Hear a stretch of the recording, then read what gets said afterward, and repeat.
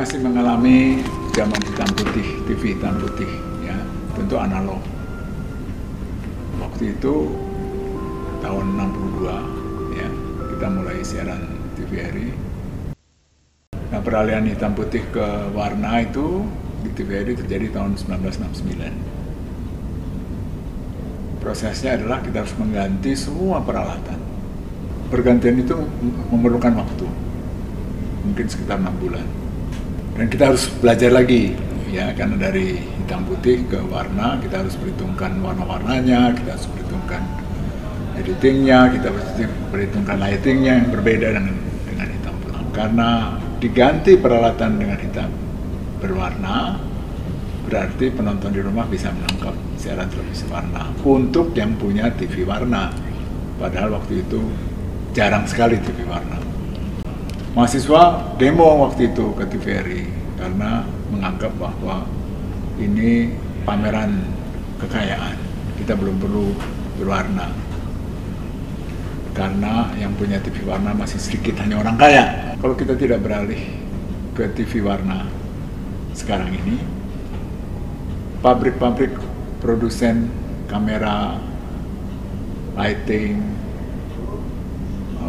peralatan studio yang hitam putih sudah tidak lagi berproduksi. Tapi tidak berarti bahwa kita menghentikan teknologi itu. Untuk berita, sudah mengambil menggunakan film harus dicuci dulu. Di laboratorium itu perlu paling sedikit 6 jam. Dicuci, diedit. Jadi untuk menayangkan berita harus 8 jam sebelum atau sesudah kejadian. Nah, ketika berpindah ke warna, waktu itu pitanya itu 2,5 inci. Ya, membawa decoder untuk merekam acara yang berita maupun apapun di 2,5 inci itu beratnya 20 kilo. Bayangkan, dan itu harus dihubungkan langsung dengan kabel karena belum ada sistem wireless. Jadi kamera lari-lari, ini yang membawa video recordernya juga harus lari-lari gitu dengan berat yang luar biasa. Bayangkan kesulitan kita untuk meliput kejadian-kejadian penting dengan video waktu itu.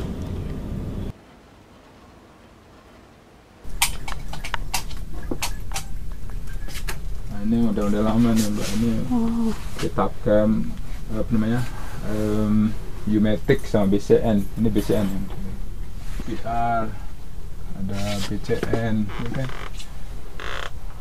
Dulu ini yang sekitar tahun 80-an tuh pakai ini tuh, tapi ya sekarang alat layarnya sudah nggak ada. Adanya di Bandung sana itu juga udah rusak.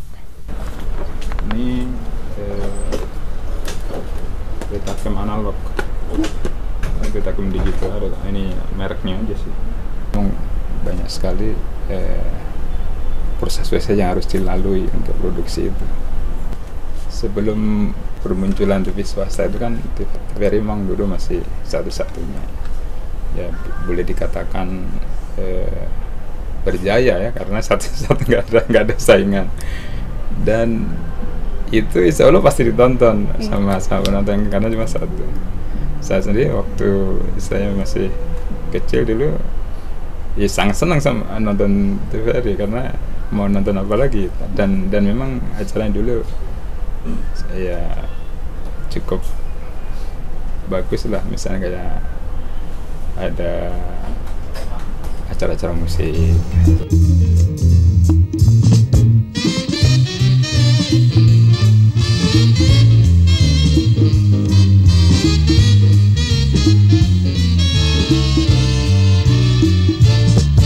Yang hits itu program quiz dari Andi Sumantri.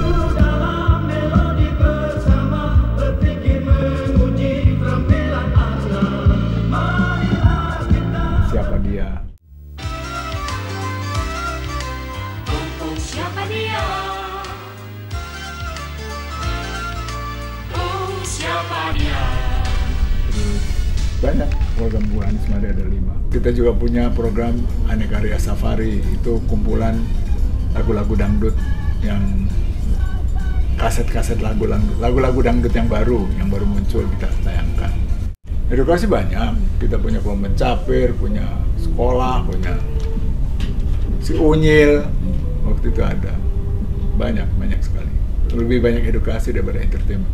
TV yang pertama itu RCTI tahun 1989, disusul oleh kemudian yang kedua SCTV di Surabaya, terus ketiga ANTV di Lampung, kemudian TPI di Jakarta, dan terakhir Indosiar juga di Jakarta.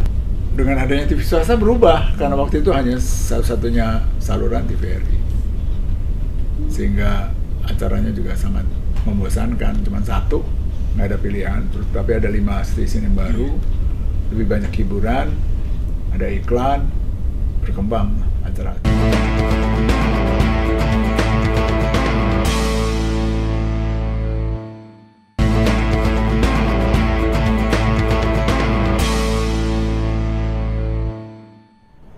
Apa itu TV digital? TV digital adalah sebuah perkembangan teknologi di dunia penyiaran, khususnya televisi, bahwa format yang sebelumnya analog itu akan beralih ke digital. Teknologi digital adalah bagaimana mengefisiensikan pemanfaatan spektrum frekuensi radio.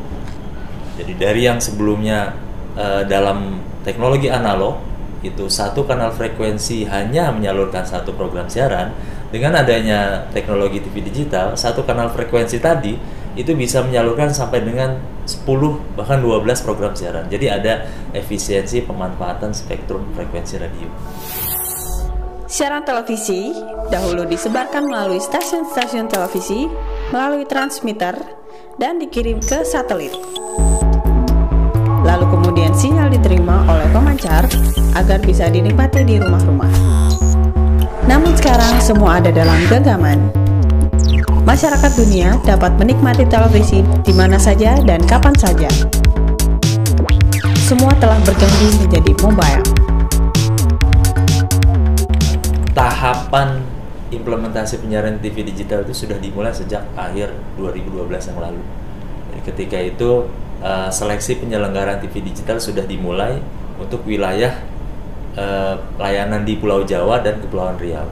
Saat itu sampai sekarang sudah dimulai pembangunan infrastruktur TV digital oleh penyelenggara yang saat itu ditunjuk dan ditetapkan sebagai penyelenggara multiplexing TV digital. Jadi sampai saat ini itu sudah ada infrastrukturnya, hanya kita lihat belum seluruhnya beroperasi secara on air. Ada beberapa wilayah yang off air, ada yang on air. Nah, ini menjadi tugas kita untuk memonitor dan mengevaluasinya.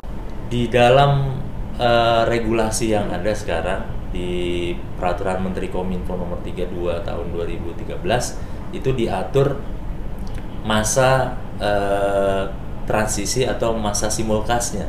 Masa simulkas itu masa di mana siaran digital bersama siaran analog itu bersiaran bersama-sama. Jadi ada masanya kita sudah tetapkan, tetapi kapan analog akan dimatikan, nah itu perlu diatur di dalam undang-undang.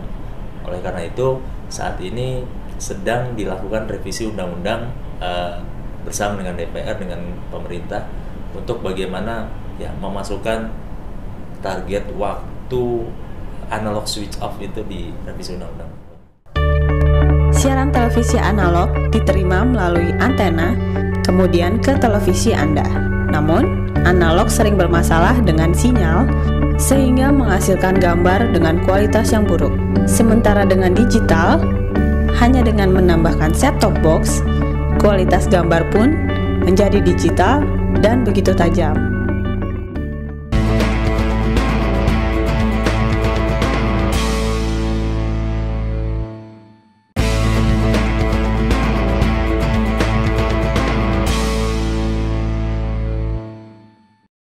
Saat ini, stasiun TV masih menggunakan siaran sistem analog. Keterbatasan frekuensi di siaran analog di masa sekarang menyulitkan perkembangan pertelevisian di Indonesia. Seiring dengan kebutuhan masyarakat akan layanan siaran televisi yang lebih baik, maka pemerintah mencanangkan program migrasi siaran TV analog menuju TV digital. Dengan target siaran TV analog akan dihapus hingga di tahun 2018. Itu kan teknologi, kita terlambat lah. Kita terlambat. Teknologi kita hampir 10 tahun atau lebih barangkali selalu terlambat gitu. Kalau di luar negeri sudah semua pakai, umumnya di negara-negara maju semua sudah pakai digital gitu. Sekarang kamera digital kan, kalau dulu kita syuting masih perlu lampu itu masih berperan untuk memberikan cahaya kepada objek yang mau diambil, supaya kebutuhan cahaya yang dibutuhkan tabung gambar kamera itu terpenuhi. Dengan adanya digital, maka kebutuhan tabung gambar itu, kebutuhan cahaya bagi tabung gambar itu sudah tidak begitu menuntut banyak lagi, karena kameranya sudah digital gitu.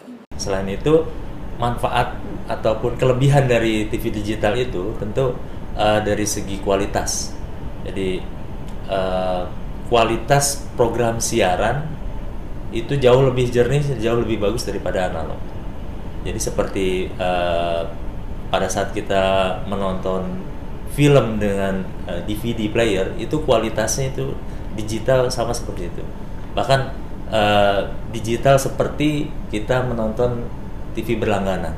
Berbedanya TV berlangganan kita harus berbayar setiap bulan.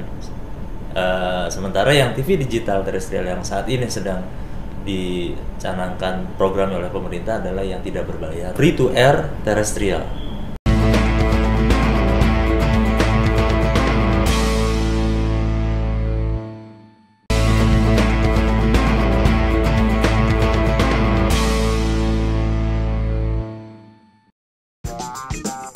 Sebelum era digital, umumnya televisi hanya bisa kita nikmati di ruang keluarga dengan menonton tabung televisi yang ada di rumah. Namun saat ini, era digital memungkinkan kita mengakses tayangan televisi dari media apa saja, misalnya tablet dan smartphone. Kita bisa menonton televisi di luar rumah, bahkan saat berada di transportasi publik. Kita tahu bahwa industri televisi itu mempunyai 3 delivery system, yaitu lewat terrestrial atau lewat satelit, kemudian lewat kabel atau lewat jalur fiber optik, dan yang terakhir adalah lewat internet. Yang terjadi adalah dengan berkembangnya digital, dengan berkembangnya konten bisnis, tidak ada lagi perbedaan antara TV kabel, TV terrestrial maupun TV internet. Semua orang bisa menonton dan mempunyai akses yang sama untuk mendapatkan berita, untuk mendapatkan hiburan, untuk mendapatkan tontonan, untuk mendapatkan tayangan program, baik itu lewat internet, televisi maupun terestrial. Karena semuanya kan bergantung selera, ya. Karena TV ini kan media komunikasi massa, ya. Di dalam media komunikasi itu pun ada teori pendekatan penonton, ada teori agenda setting. Semua stasiun bikin apa saja dia bikin. Orang mau suka apa tidak suka penonton dia nggak peduli. Ada teori use and gratification. Nah, dia menyiapkan acara sesuai dengan the need and the wants of the desire of the viewers. Apa yang diinginkan penonton, apa yang disukai selera penonton, itu yang disiapkannya. Ini yang benar gitu. Kecuali ke berita. Kalau berita kan memang dia pokoknya berita, karena nilai acara berita itu cukup tinggi, punya daya tarik tinggi gitu. Bagaimana dengan sistem penyiaran televisi digital di Amerika? Saat ini di Amerika sedang berkembang apa yang disebut dengan content business, yaitu video on demand, di mana konten itu menjadi lebih penting daripada sebuah saluran televisi. Kenapa saya sebut konten bisnis? Karena ke depan itu yang paling penting adalah kontennya, bukan salurannya, bukan programnya. Jadi kalau misalnya ada orang berbicara bahwa sekarang ini kita ingin membangun saluran televisi, kita ingin membangun channel, itu is an old story. Karena ke depan itu dengan adanya internet, semua orang bisa mendapatkan akses untuk menonton internet kapan saja. Salah satu contoh yang berkembang di Amerika ini adalah apa yang disebut dengan video on demand. Video on demand ini adalah kesempatan di mana orang bisa memilih menonton kapan saja dia mau, di mana saja, dan dengan durasi berapa lama sesuka mereka.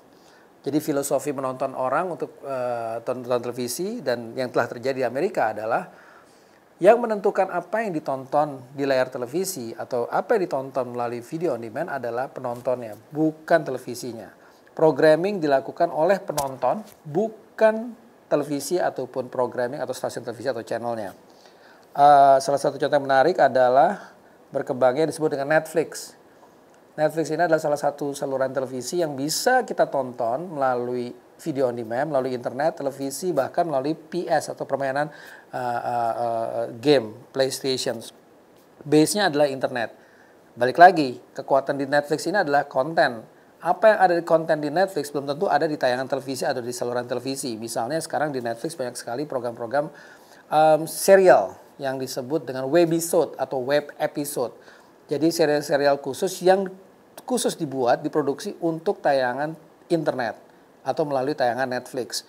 Jadi seperti dari produksi dari DC Comics, seperti tokoh-tokoh seperti Flash, Arrow, kemudian Daredevil dan sebagainya, itu sekarang bisa ditonton eksklusif hanya ada di Netflix. Ini terjadi di Amerika. Jadi orang bisa menonton kayak saya mau nonton, ya saya tinggal nonton Netflix saja. Saya bisa nonton kapan saja, saya bisa rerun kapan saja, dan saya bisa memilih episode mana yang saya ingin tonton. Jadi yang berkembang itu adalah web episode, memproduksi program, memproduksi sinetron, memproduksi film khusus untuk website, bukan lagi khusus untuk layar televisi. Balik lagi tadi, this is a content business. Siapa yang bisa membuat konten lebih bagus, siapa yang membuat konten lebih kuat, dia akan menguasai pasar. Dan tidak ada lagi masalah dengan apakah harus masuk ke programming, apakah harus ada commercial break. Karena umumnya dengan konsep video on demand, di mana demand orang itu untuk menonton semakin tinggi, tidak ada lagi perbatasan apakah dia akan menonton dengan iklan atau tidak.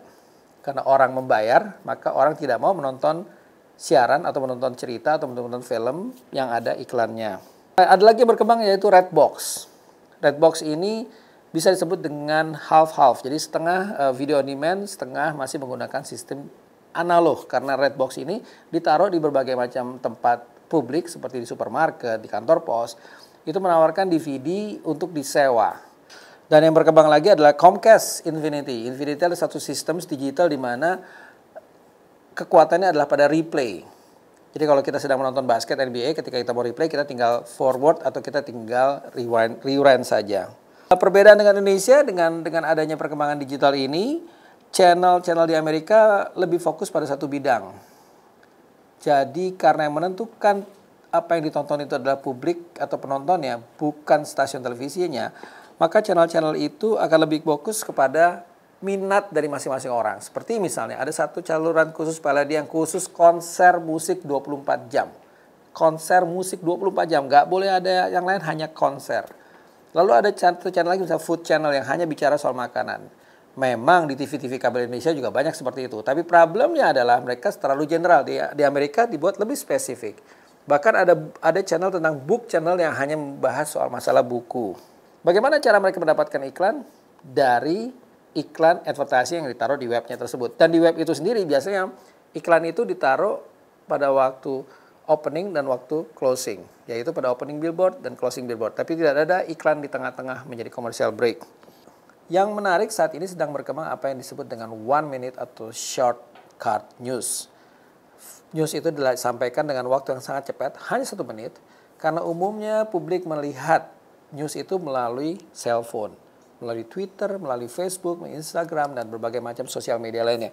Jadi orang harus membuat berita sangat precise 1 menit saja. Tidak bisa lebih. Kenapa? Karena lebih orang bisa pergi.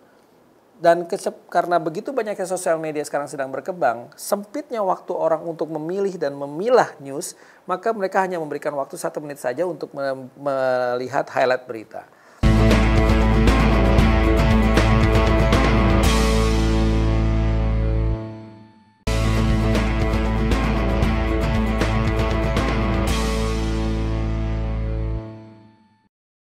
Beralih cara menonton televisi, tidak lagi nonton televisi di rumah, kita menjadi statis, tapi kita dinamis. Kita yang cari, bukan kita ditawari nonton TV, tapi kita yang cari program. Lewat mana? Lewat gadget. Karena mobile kita bisa nonton sambil duduk, sambil lari, sambil di mobil, sambil di pesawat, sambil di mana-mana. Kita sekarang sudah digital, peralatan kita sudah digital. Kamera-kamera kita sudah digital, tinggal nanti ada yang bisa menangkap digital, ada yang tidak tidak bisa menangkap digital tapi tetap warna seperti sekarang ini. Tentu nanti ada protes lagi dan ada kenapa masih digital. Kita juga tidak bisa melawan perubahan teknologi. Nanti kita akan menghadapi digital. Gitu. Pertanyaan akan sama, apakah masih diperlukan digital? Everything goes digital. So, are you ready to digital?